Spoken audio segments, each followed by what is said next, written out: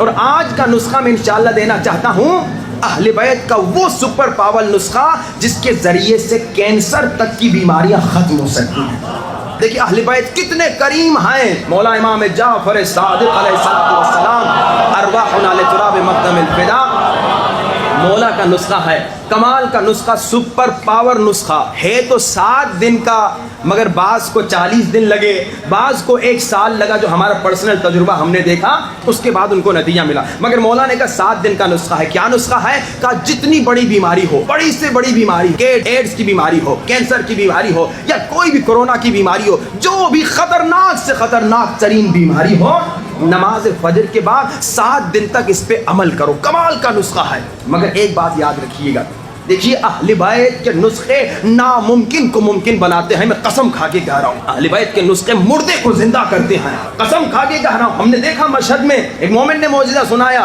اس نے کہا مولا رضا کے حرم میں ہم گئے، ایک آدمی کا ہاتھ نہیں تھا، اس نے فقیری کی، اس کا ہاتھ نکل آیا۔ کیا دنیا میں ایسی چیز کبھی دیکھی آپ نے؟ مگر در اہل بیت پہ ایسی چیز دیکھی۔ کیا وہ واقعہ بھول گئے؟ اس شخص نے جس نے گناہ کیا تھا، جس کا ہاتھ کاٹا گیا، پھر مولا نے اسی کا ہاتھ واپس اسے دے دیا۔ اہل بیت کا در ایسا در ہے جہاں ناممکن ممکن ہوتا ہے، مگر ایک شرط ہے۔ شرط کیا ہے؟ جب اہل بیت سے مانگو نا، جب اہل بیت سے فقیری کرو نا، تو جس زبان سے مانگ رہے ہو اس سے گناہ نہ ہو، تمہارے کان گناہوں سے پاک ہوں، تمہاری آنکھیں گناہوں سے پاک ہوں، تمہارے ہاتھ گناہوں سے پاک ہوں، تمہارے ساتوں اعضاء گناہ سے پاک ہوں۔ یہ جو میں نے کہا نا اس نسخے میں بعض کو 7 دن میں نتیجہ ملا، بعض کو 40 دن، بعض کو 1 سال۔ کہ انسان بعض گنہگار ہوتے ہیں، خطاکار ہوتے ہیں، بیٹھے بیٹھے غیبت کرتے ہیں، بیٹھے بیٹھے جھوٹ بولتے ہیں، تو اس کا نتیجہ کیا ہوتا ہے؟ ایک جھوٹ سے 40 دن تک دعا قبول نہیں ہوگی، ایک لقمہ حرام سے 40 دن تک دعا قبول نہیں ہوگی۔ اب یہ 7 دن کا نسخہ، مگر بیمار کرتے رہیں جب تک انشاءاللہ شفا ملے،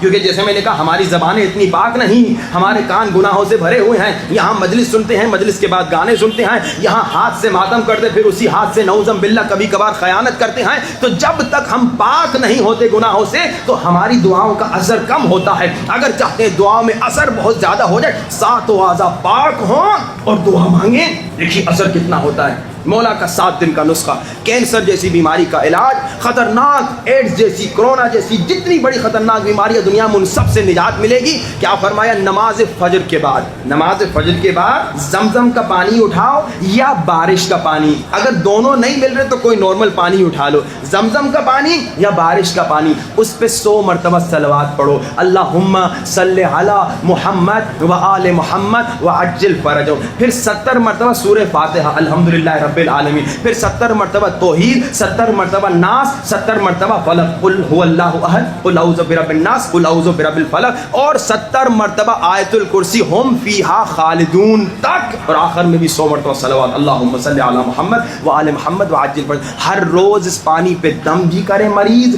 پیے بھی، اور جہاں تکلیف ہے وہاں لگائے بھی، اور نا امید نہ ہو، یقین کامل سے مانگے، اعضاء پاک ہوں گے تو 7 دن میں شفا ملے گی بڑی سے بڑی بیماری سے۔ لیکن اگر گناہوں میں انوالو ہوگا انسان تو کسی کو 40 دن ہم نے دیکھا لگا، کسی کو 1 سال لگا، لیکن 1 سال کے بعد اس کو شفا ایسی ملی کہ آپ حیران ہو جائیں گے۔ اہل بیت کے در سے ہر شے ملتی ہے، خدا را اہل بیت کے در پہ یقین سے آئیے، اور اہل بیت کے در پہ طاہر بن کے آئیے۔